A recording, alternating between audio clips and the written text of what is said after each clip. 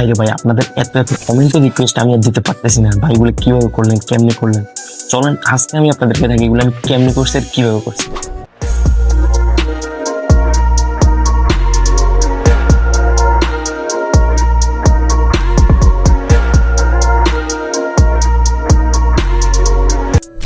এই ছবিগুলো ক্লিক করার জন্য আপনাকে তিনটে স্টেপ ফলো করতে হবে। Number 1 story, number 2 camera angle, number 3 editing. এই তিনটে স্টেপ ফলো করলে আপনারা আমার মতো এই ধরনের ছবিগুলো ক্লিক করতে পারবেন। হ্যাঁ, একটা কথা, যারা এখনো সাবস্ক্রাইব এবং ফলো করেন নাই অবশ্যই দুটোই করে দেবেন। প্রথমে আমরা স্টোরি অনুযায়ী আমাদের ছবিটা ক্লিক করে নেব। ছবি ক্লিক করা হয়ে গেলে এবার আমরা এটাকে লাইট রুম অফেন করে নেব। ছবির ব্যাকগ্রাউন্ডে যদি ব্লার না থাকে আমরা ব্লারে গিয়ে ছবির ব্যাকগ্রাউন্ডটা ব্লার করে নেব। ব্লার করা হয়ে গেলে আমরা লাইটে এসে আমাদের এক্সপোজার, কন্ট্রাস্ট, হাইলাইটস এগুলো একটু কালার কারেকশন করে নেব। অবশ্যই আপনি আপনার ছবি অনুযায়ী করবেন, যেটা ভালো লাগে ওটাই রেখে দেবেন। কালার কারেকশন করা হয়ে যাওয়ার পরে আমরা চলে আসবো এবার সিনেমেটিক লুক দেওয়ার জন্য। সেটার জন্য আমরা লাইটে এসে কার্ভ সিলেক্ট করব।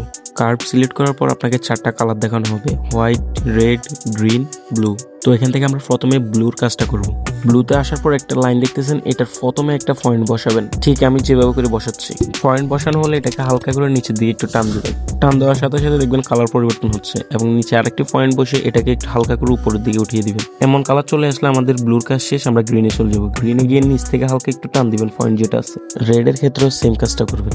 এরপর চলে আসবেন হোয়াইটে। হোয়াইটে আসার পর আপনি আপনার ইচ্ছা মতো পয়েন্ট বসাতে পারবেন আপনার ছবি অনুযায়ী। আপনার ছবি যেভাবে করলে ভালো লাগে ওইভাবে রাখবেন। আমার ছবিটাতে আমি 3টা পয়েন্ট বসালাম এবং এইরকম আমার থেকে ভালো লাগতেছে, আমি রেখে দিলাম।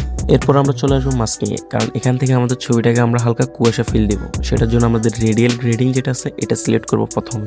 আমাদের স্কাইটা একটু হোয়াইট দেখা যাচ্ছে, এখন আমরা হোয়াইট অপশনটুকু আমরা সিলেক্ট করবো রেডিয়াল গ্রেডিং দিয়ে, যাতে আমরা আকাশ থেকে কুয়াশা পড়ছে এমন একটা ফিল দিতে পারি। সিলেক্ট করা হয়ে গেলে আমরা এখান থেকে দেখতে পারবো একটা প্লাস এবং মাইনাসের অপশন। সেখান থেকে আমরা সিলেক্ট করব মাইনাস অপশনটা। মাইনাস অপশন সিলেক্ট করে আমরা সাবজেক্টটা মাইনাস করে দেবো। এতে কি হবে, আমাদের সিলেক্ট করা অপশনটুকু শুধুমাত্র ব্যাকগ্রাউন্ডে চলে যাবে, সাবজেক্টে আসবে না, যাতে আমরা কুয়াশাটা ব্যক্তিটার পিছনে দেখতে পারি। সাবজেক্টটা মাইনাস হয়ে গেছে, এখন আমরা চলে আসবো ইফেক্টসে। ইফেক্টসে আসার পর আমরা এখান থেকে ক্লিয়ারিটিটা কমিয়ে দিব আর ডিহেন্সটা একটু কমিয়ে দিব।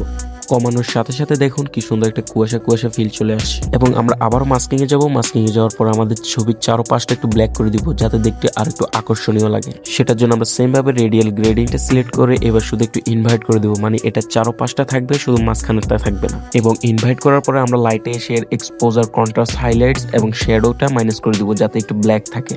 ব্ল্যাক করার পর আমাদের ছবির ফাইনাল লুক।